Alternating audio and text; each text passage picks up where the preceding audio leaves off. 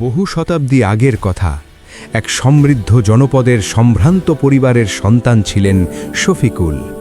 শফিকুল ছিলেন অসামান্য জ্ঞানী, সুঠাম দেহের অধিকারী এবং জনদরদী। কিন্তু বিত্তবৈভব তাকে কখনোই অন্ধ করতে পারেনি। তার হৃদয়ের মণিকোঠায় ছিল বাল্যকালের এক বন্ধু, যার নাম আরিফুল। আরিফুল ছিল গ্রামের এক দরিদ্র কৃষকের সন্তান। জন্ম থেকেই আরিফুল ছিল বাক প্রতিবন্ধী এবং তার দুটি পা ছিল অকেজো, যা তাকে ক্রাচে ভর দিয়ে চলতে বাধ্য করত। সমাজের চোখে সে ছিল অবহেলিত, কিন্তু শফিকুলের কাছে সে ছিল এক পরম আত্মার আত্মীয়। সময়ের পরিক্রমায় ও কর্মব্যস্ততায় দীর্ঘকাল তাদের দেখা হয়নি। একদিন পূর্ণিমা রাতে চাঁদের আলোয় বাগানে হাঁটতে হাঁটতে শফিকুলের মনে পড়ল সেই শৈশবের বন্ধুর কথা। তার মনে তীব্র এক আকুলতা জাগল, যেন কোনো এক অজানা শক্তি তাকে ডাকছে আরিফুলের কাছে। আরিফুল এখন বাস করে রাজ্যের সীমান্তে এক পাহাড়ের পাদদেশে, নির্জন এক কুঁড়ে ঘরে। পরদিন সূর্যোদয়ের আগেই শফিকুল একাই বেরিয়ে পড়লেন। কোনো ঘোড়া বা রথ নয়, তিনি পায়ে হেঁটে বন্ধুর কাছে যাওয়ার সংকল্প করলেন, যেন এই যাত্রাই তার বন্ধুত্বের প্রতি শ্রদ্ধার প্রমাণ। পথটি ছিল দীর্ঘ এবং দুর্গম, মাইলের পর মাইল জনমানবহীন প্রান্তর, তপ্ত বালুকা আর পাথুরে পথ। শফিকুল আপন মনে হাঁটছেন। হঠাৎ মধ্য দুপুরে এক অদ্ভুত পথিকের সাথে তার সাক্ষাৎ হলো। লোকটির আপাদমস্তক কালো কাপড়ে ঢাকা, শুধু দুটি চোখ দেখা যাচ্ছে। যে চোখ দুটিতে ছিল এক গভীর শূন্যতা, যেন সেখানে তাকালে অনন্তকালের আধার দেখা যায়। পথিক শফিকুলের সাথে হাঁটতে শুরু করলেন। শফিকুল ভাবলেন, নিঃসঙ্গ পথে একজন সঙ্গী পাওয়া ভাগ্যেরই ব্যাপার। তিনি হাসি মুখে লোকটির নাম জানতে চাইলেন।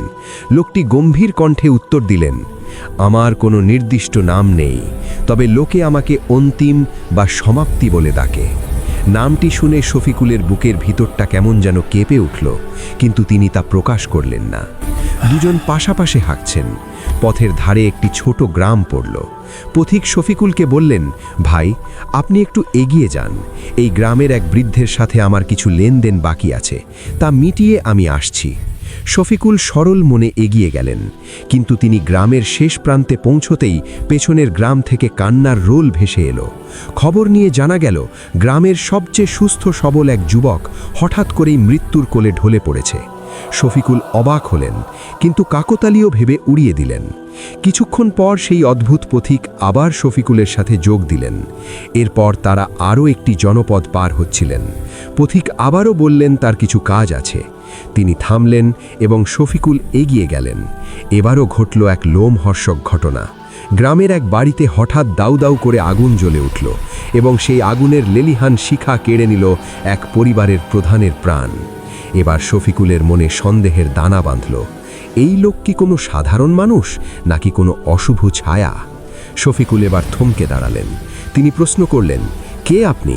আপনি যেখানেই পা ফেলছেন সেখানেই মৃত্যুর হাহাকার কেন? সত্য পরিচয় দিন। পথিক তার মুখের কাপড় সরালেন না, শুধু শান্ত অথচ হাড় হিম করা গলায় বললেন, হে শফিকুল, আমি কোনো সাধারণ পথিক নই। আমি সেই অমোঘ বিধান, যার হাত থেকে এই মহাবিশ্বের কোনো প্রাণীর নিস্তার নেই। আমি মৃত্যু বা আজরাইল। আজ আমার এই পথচলা আপনার গন্তব্যের দিকেই। শফিকুলের পায়ের নিচ থেকে মাটি সরে গেল। তবুও সাহস সঞ্চয় করে তিনি জিজ্ঞেস করলেন, আমার গন্তব্য তো আমার বন্ধুর বাড়ি, আপনি কি তবে? মৃত্যুচক্রের সেই পথিক উত্তর দিলেন, হ্যাঁ, আপনার সেই পঙ্গু বন্ধু আরিফুলের আয়ু ফুরিয়ে এসেছে, আর সবচেয়ে বেদনাদায়ক সত্য হল, তার মৃত্যুর কারণ হবেন আপনি নিজেই। শফিকুল চিৎকার করে উঠলেন, অসম্ভব! আমি আমার বন্ধুর প্রাণ নিতে পারি না। আমি এক্ষুনি ফিরে যাব। আমি তার সাথে দেখা করব না, তবুও তাকে বাঁচতে হবে। এই বলে শফিকুল উল্টো পথে দৌড়াতে শুরু করলেন। তিনি ভাবলেন, তিনি যদি আরিফুলের কাছে না পৌঁছন, তাহলে হয়তো মৃত্যু তাকে স্পর্শ করতে পারবে না। কিন্তু ভাগ্যের কি নির্মম পরিহাস! শফিকুল যখন উল্টো পথে ছুটছেন, ঠিক তখনই পাহাড়ের ওপর থেকে আরিফুল দেখতে পেল তার প্রিয় বন্ধু শফিকুলকে। বহু বছর পর বন্ধুকে দেখে আরিফুল আবেগে আত্মহারা হয়ে গেল।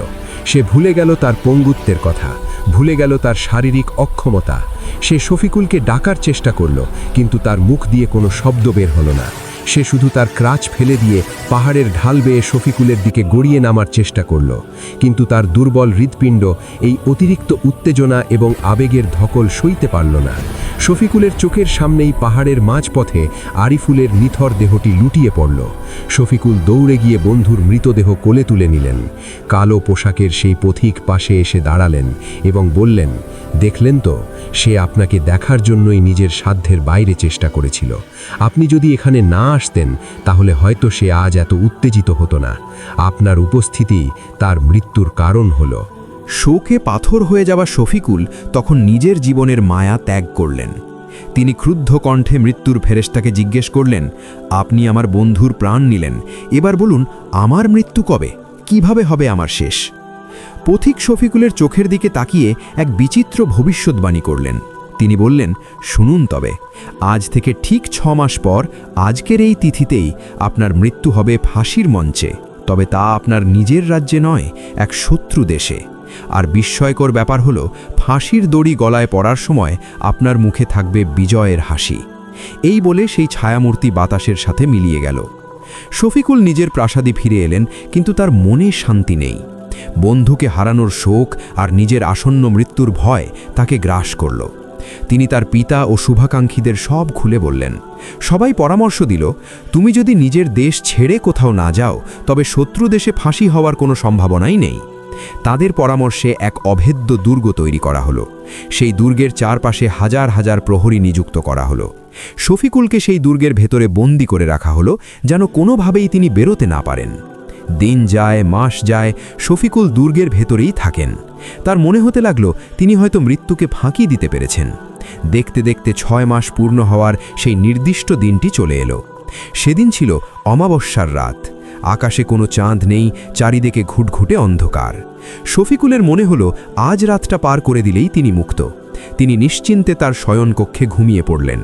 কিন্তু শফিকুলের একটি গোপন রোগ ছিল, যা কেউ জানত না, এমনকি তিনি নিজেও জানতেন না। তা হলো স্বপ্নচারিতা বা ঘুমের মধ্যে হাঁটার রোগ।